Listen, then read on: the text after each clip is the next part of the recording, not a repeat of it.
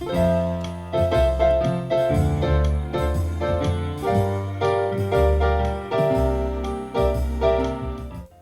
in North Carolina. Schools are letting out, folks are headed to the beach, and the humidity consistently ranges between swampy and violent thunderstorm. A Tuesday in June could have been the perfect day to enjoy a beer at an outdoor craft brewery, take in a minor league baseball game, or, maybe even vote in a primary with serious implications. That's right, on June 7th, primary elections were held across North Carolina for U.S. House of Representative races and North Carolina Supreme Court contest. Now, why did we have primaries in June? Who holds their primaries in June? I know some states do. It's like, come on, get on with it. I don't blame Bernie Sanders for dragging the primary out. I blame these states that have their primaries in June. A primary season should not be a marathon. It's like a 5K, maybe 10K, 2 weeks. That's all we need. It's partly because in 2011, Republicans in the North Carolina legislature drew up some incredibly unfair congressional districts so that other Republicans could win more of the seats in the U.S. House. Now, Republicans did this because for a long time, Democrats did the exact same thing when they were in control of the North Carolina legislature. See how that goes? You know who holds elections in June? Turkey. That's who, Turkey. The country of Turkey elects people in June.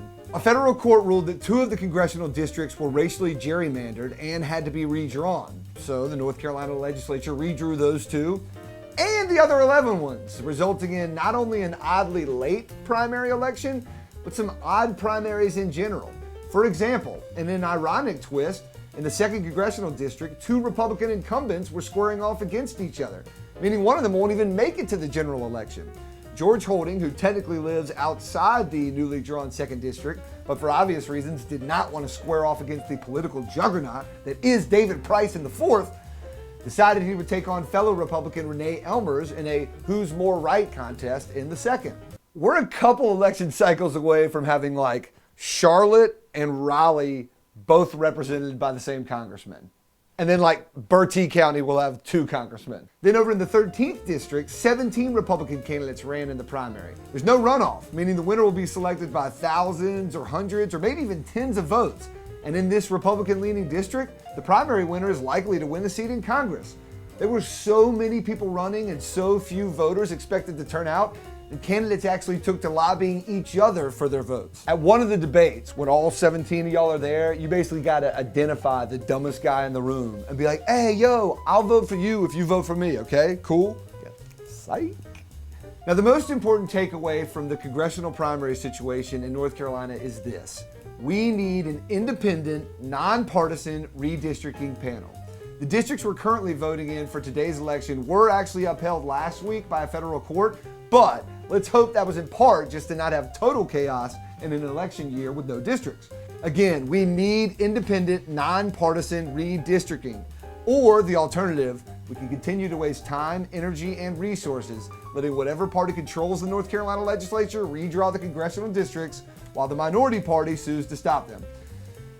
So the redistricting thing, it's like playing Foursquare in 2nd grade, where whoever got to be king would make up just stupid rules so they could never be knocked off, like cherry bombs, atom bombs, poison, revenge, popcorn, bric-brac, shoe shines. I mean, just crazy. You just make stuff up. Oh, mushrooms. So eventually we got to 4th grade where we were mature enough to decide we'd rather have an actual fun Foursquare game, and it was like, all right, none of the stupid, dirty rules. The other major race on the statewide ballots, which meant even if you weren't voting in an area that had a party primary, you could still get a ballot and vote on this, is for the North Carolina Supreme Court.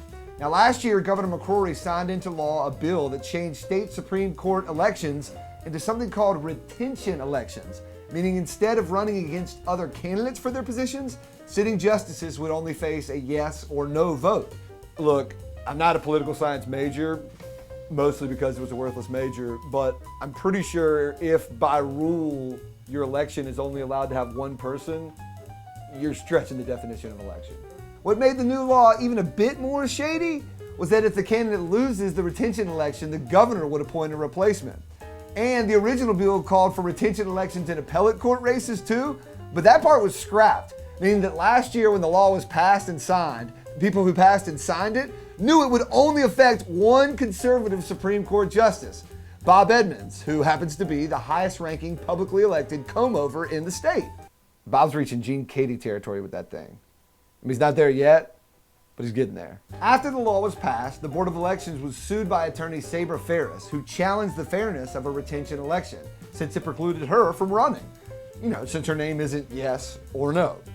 A 3-judge panel agreed with her, but because lawyers always need to get paid more, that case went to the Supreme Court.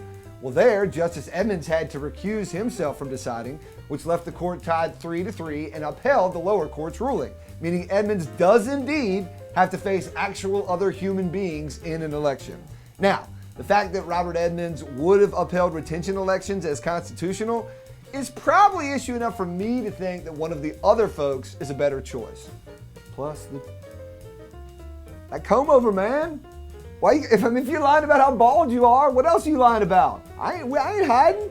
Look, there's a good chance you weren't going to vote in a primary election anyway, but there's a very good chance you didn't vote in the one in June, which is a shame, because not only were you not voting, if we start giving into things like retention elections and dialed-in congressional districts, we're eroding the power of everyone's vote in future elections.